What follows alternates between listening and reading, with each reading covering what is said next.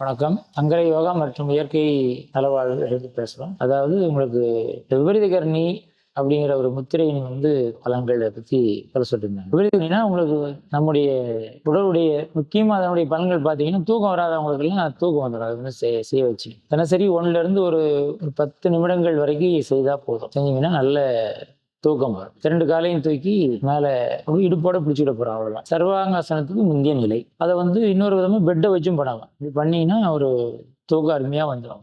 ஒரு 20 வருடத்துக்கு முன்னால் ஒரு நபர் 16 நாள் தூங்காம இருந்து நம்மிடம் வந்தார்கள்.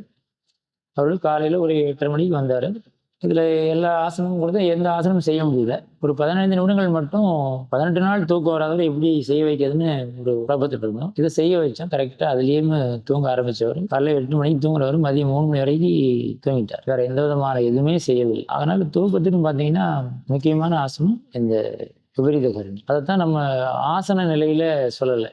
இது சித்தர்கள் இதெல்லாம் அதை முத்திரை வகையில் தான் சொல்றாங்க. அதாவது எப்படி ஒரு விளக்கு மேல் நோக்கி எரிகிறதோ அப்பொழுது அதை தலையில கவுத்தி வச்சீங்கன்னாலும் மேல் நோக்கி தான் எரியும். அதுபோல நம்முடைய அதாவது மலக்கழிவுகளில் இருக்கக்கூடிய தொப்புள் பகுதி, அந்த பகுதியில் உள்ள கழிவறையை நீக்கம் செய்து எரித்து நம்முடைய ஆரோக்கியத்தை பரிபூர்ணமா கொடுக்குது. அப்படிங்கிறது தான் இந்த ஆசனத்தினுடைய முக்கியமான பலன்களாக கருதப்படுகிறது. நன்றி, வணக்கம்.